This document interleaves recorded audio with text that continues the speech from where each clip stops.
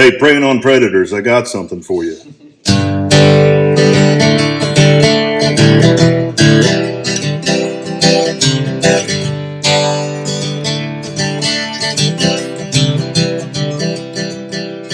Hunting down south in the land of the pines, making them sets round North Carolina, staring up the fields, praying I see coyotes. Hunting down the coast for 17 hours, wearing ourselves out with tournament hours. I'm hoping for a triple to kill a pile tonight. So call me a cow with a little beat, call me a cow in the OPC. Hey, Foxborough, call me. Hey everybody, I'm Timmy Ray with Drop Zone Hunting. Back today with a gear setup review. We've been getting a lot of questions, so y'all that are watching us on Preying on Predators podcast, if you haven't, you need to go over there and check them out. All right, we're the hottest thing in the game right now. So let's go over to gear. I'm running a 6.5 Creedmoor POF, all stock. This thing's a tack driver. Starting on top, we got the Trigicon Iowa Hunter 60 millimeter. This was purchased 2018. This was the first thermal scope I purchased, and it's still holding up right now. Going forward, I got it battery packed to an Anchor battery and this case from Total Night Vision Company. I don't know if they're still selling these. I reached out to them because I wanted to purchase a couple more. Never got a response from them. Below that, we're running the green laser. Guys ask, why do you have a laser? You're running thermal. Like Chance said in his video, you're in high grass or you're in cut downs and you dump that dog. You put that laser where you saw them and you walk pretty much at least to the area of them. I have been hunting some cut downs, dropped the dog, walked out there, couldn't find it. There was a small bush between me and the dog. I was literally like 8 feet away from him. Found him with my headlamp. So these are really good. If you get a dog running in the woods, whatever, this is your last known position. On the front, I have the Harvester Evo suppressor. I've always run ballistic research cans on almost all my guns. I did go to the Evo because it's 2 inches shorter, so putting this long barrel into the back of the Coyote Caddy, I didn't have to collapse the stock or anything else after that. So that's the only reason I'm running. Great suppressor. Flash mitigation is great. I think it's equally to my ballistic researches. So definitely a good product. Going to the tripod. Of course, you got to have your Arca switch plate underneath. Mine's a mag pull. And then I'm running the RRS clamp. Guys, this is 13 pounds. We're probably running 10 to 13 pound guns. Some of you guys running some heavier guns. I know some guys running some Scars. Don't go cheap on your clamp. The RRS is fantastic. It's a quick one thumb, click, close, pop open. We're running night stuff, so that's very important to us. We ain't thumb screwing stuff with gloves on and stuff like that. So you're going to spend some money in this game. This is probably the most expensive setup of the entire tripod. So below that, I'm running the Night Snipe leveling head. Absolutely love it. Watch my video on Drop Zone Hunting on YouTube. I do a comparison video with the Night Snipe and the Amazon version of the LB90 leveling head. Very similar, but both great products. But the Night Snipe, I absolutely love it. And then I'm running the Slick 700 tripod. I got off Thermal Optics Plus for like 99 bucks. I like the bigger tripods with the beefier legs. I've got a carbon fiber on my guest gun. Yes, it's lighter. Yes, it costs more money. I'm not looking to save weight too much for the way we hunt. We get out in the truck, we go 100 yards, 200 yards. I'm not looking to save that much weight. Now, if you're going into the back country and you got to go 2 miles, you may want to look into some carbon fiber. I got the neoprene legs on these. These are just on another tripod I got rid of, so I slapped them on here just for the winter time when I grab right there. These are pretty nice. I'll show you on my guest gun. I like this Slick 700. I like the flip little latches here because I know they're secured. And I'll show you what I don't like about that carbon fiber in a minute.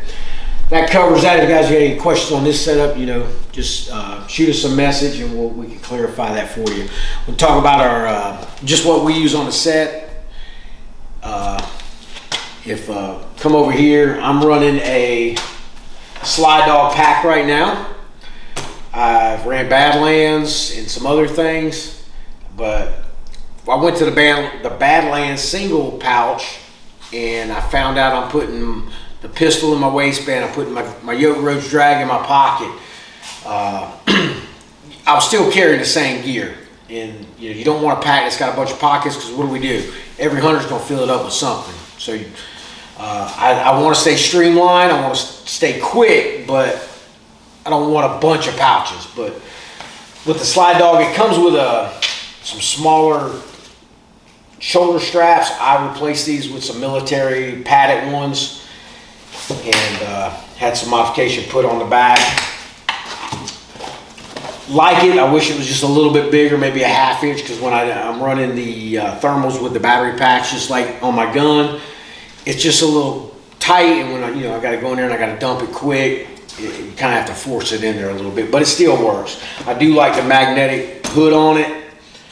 I added a holster, kind of just modified this myself, but this is for the Kel-Tec 22. Watch Chance's video on this with his suppressor.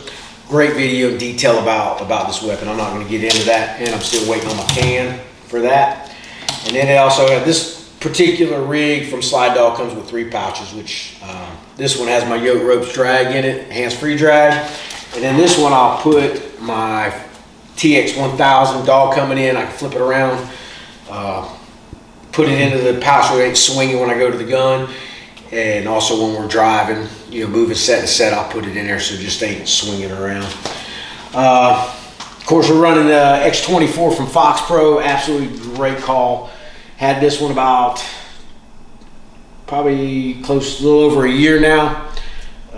More of our backup. Chance runs his 24 most of the time, and then if I go out with some people without Chance or whatever, we'll run that.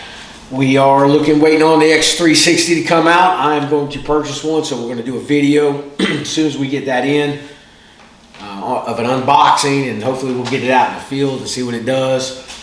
I talked to Fox Pro. It's August 2023 now. They told me it's going to be the end of the year, maybe even early next year, so kind of disappointed in that. Of course, running a Fox Pro bag, we generally don't take that in the field. That's just for storage in the caddy. We'll move into my guest setup next and just go through that real quick and about that other tripod and what we're doing. All right, I'll go over my guest setup real quick. This is a 223 Rock River Arms Fred Eichler edition. Again, I got another Trijicon IR Hunter on top, powered by the Anchor battery. This was laying flat across the rail just because the rail system not on the side of the carbon fiber. Ballistic research can on the front. Again, I run a lot of these. I really like them. Had it for years. This 223 is all stock. I haven't done anything with it. I'm telling you, this thing is a tack driver. Guys that are looking for a 223 for coyote hunting or varmints, took this out the first night, threw the Trijicon on, threw the can on it, sighted it in, took a young lady out with us. First shot she took with it was 170 yards and dumped that dog. We ended up killing 4 out of 6 sets that night. So it was on for her, and I just love it. It's a good little gun. Pretty much same setup from the Arca plate, the RS clamp below that, and then this is the LB90 Amazon version of the Night Snipers. Again, check out the video on YouTube. Running the squeaker on both tripods. I don't think I mentioned that on the first one. If you ain't got one of these right here, it's made by Primos. They're like $8. That's going to stop your dogs. Guys that haven't, I lip squeaked for 5 years before I met Chance, and they had these things, and when that first dog came in on that first set, that dog stopped in his track, looked dead at us, and we dumped them. Carbon fiber tripod, like I said, these have the twist knobs. Guys love them. I don't personally don't care for them, just for the fact of when I grab that tripod and I'm walking, I I just get a little concerned. I may loosen that just a little bit, and then when I set it down, it could give way. Nothing wrong with them. They work. I mean, you tighten them up very well. This one has the spikes on it. I do like the spike option. I don't have that on the Slick 700. And this is all stock 223. We'll look at the Badlands pack for my guest setup. Like I said, guys, I was running the Badlands Bino pack, magnetic, a couple little pouches. This is again a little bit bigger would be nice, because when I'm running these with the